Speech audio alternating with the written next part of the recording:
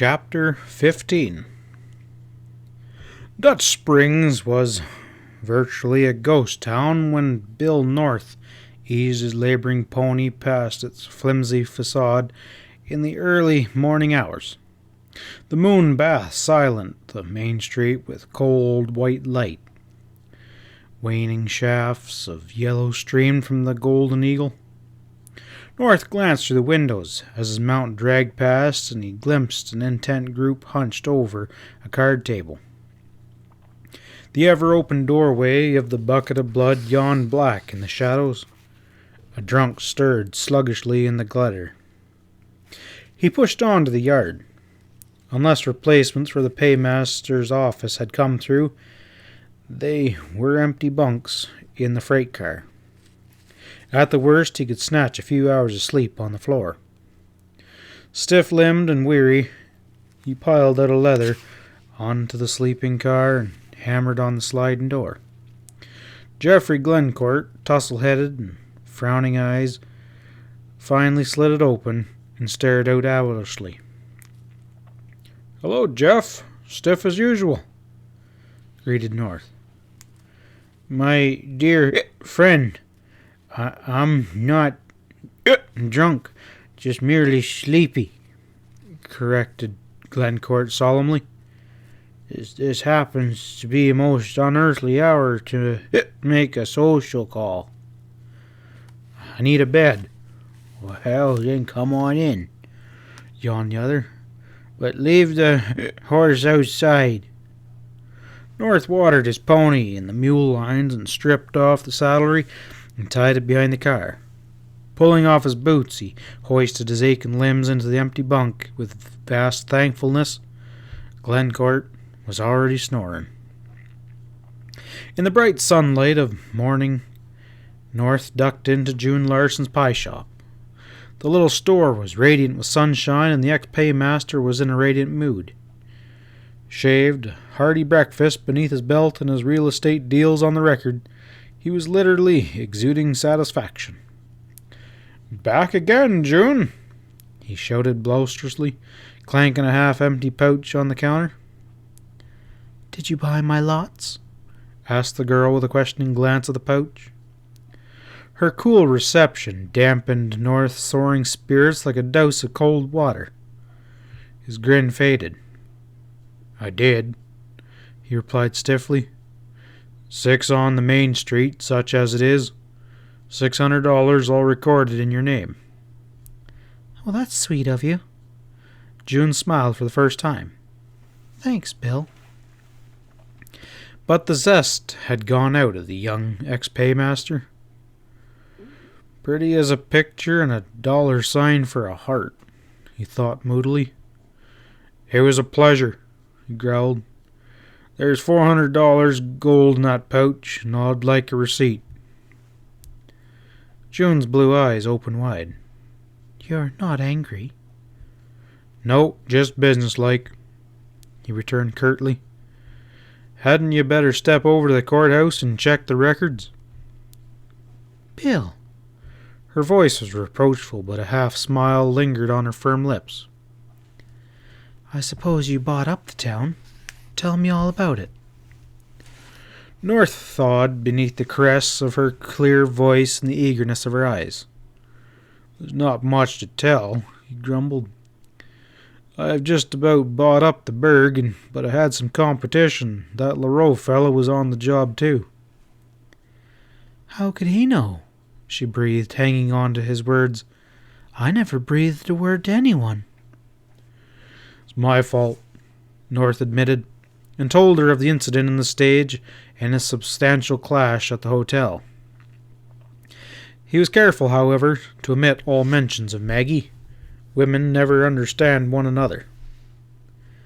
"Oh, you're on the road to a fortune."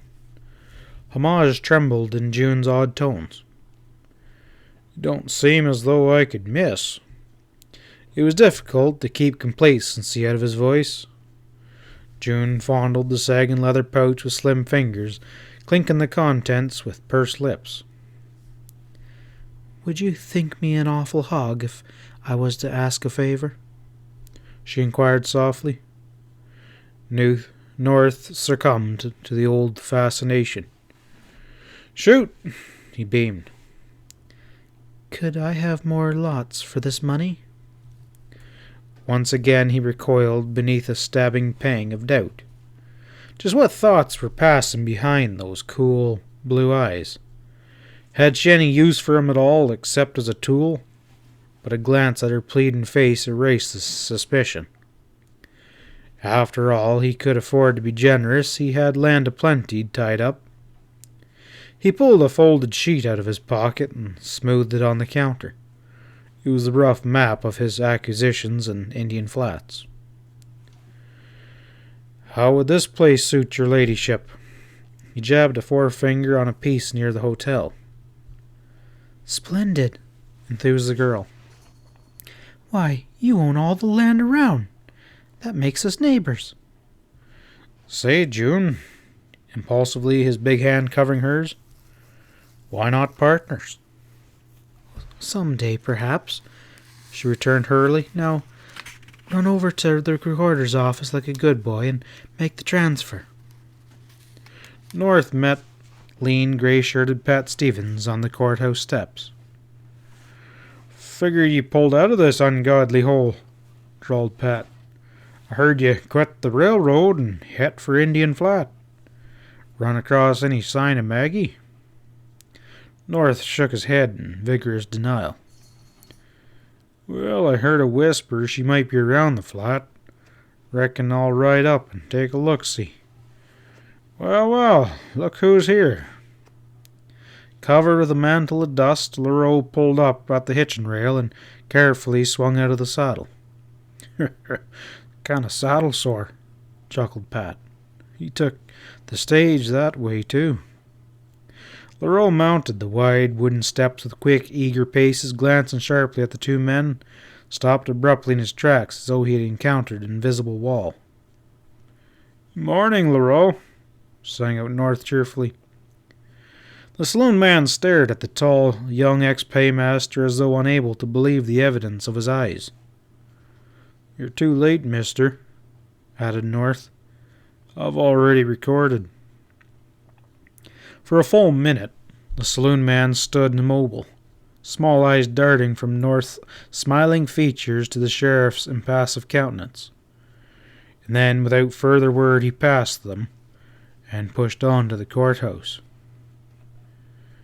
"'Pears like he was considerably surprised," commented the sheriff, eyeing his companion curiously. "Surprised?" North grinned as he turned to look after Leroux. "He nearly dropped dead."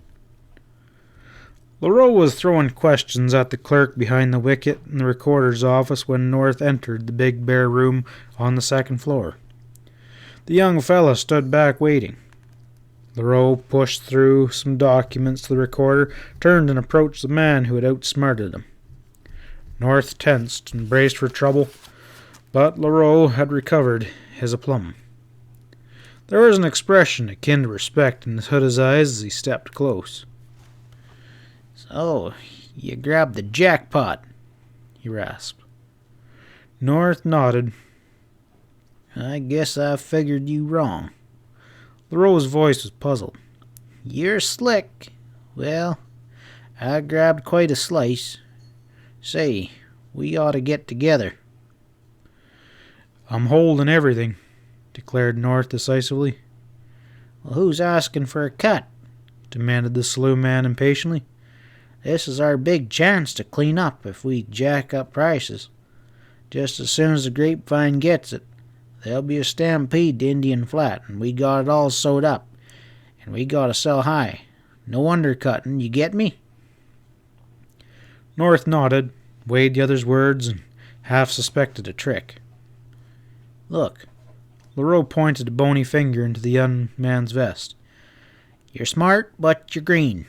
Me, I know this racket. Don't sell a square yard for a month, maybe 2 months. Make 'em sweat. The bunch will go crazy. They gotta buy what we got or be shut out. Make the suckers pay, and plenty. You get me?" "I'm trying to figure how you get me," returned North brusquely. "Forget it," snapped LaRoe. I'm not quite big enough fool to believe you have interests at heart. To hell with your interests. The saloon man's voice was cold. You cut your prices and you hurt me. The higher you sell, the higher I can sell. We got to get with it together. You understand? North nodded doubtfully. Well, then let's work together. No sales for 2 months. We tip each other off before we make a deal. Suits me. Honky-dory. Young feller, get set to make a killing. LaRoe turned again and disappeared through the doorway with a quick, cat-like step. North completed the routine of transferring June's additional piece of land and then followed slowly, pondering on the dive keeper's proposition with a furrowed brow. Intuition warned him against any kind of cooperation with the ratchet-faced LaRoe, but common sense seemed to dictate it. How could he lose? Damn it, the road to Easy Street promised to be anything but smooth. Sight of the sheriff still lounging on the courthouse steps, recalling Maggie to his mind. Her recapture was sure if Pat Stevens rode up to Indian Flats. Suddenly his feelings towards the dark-eyed belle of the bucket of blood had changed.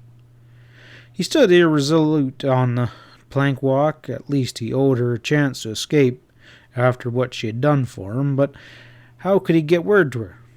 The stage wouldn't go through again for 3 more days. He could ride to Indian Flats, but that might arouse the glim-eyed sheriff's suspicions. Uncertainly, he drifted past saloons and bawdy houses. A banging and a rattling from the street attracted his attention. Behind a team of husky Missouri mules, a tarp-covered wagon jolted over the ruts, piled high with pots, pans, and saddles and bales of merchandise. On the box sat a smooth-faced young fellow with keen eyes and a curved nose. Inspiration hit North. He ducked beneath a hitching rail and hailed the range peddler with upraised arm. "Hey, you heading for Indian Flats?" he bawled. The peddler checked his team. You called her, mister. It's worth $5 to me if you can deliver a letter to the Traveler's Rest before sunup. For a moment the peddler hesitated, shrewd eyes on North's excited face. He spread his hands expressively. Before sunset, $10, mister. It's a deal, snapped North.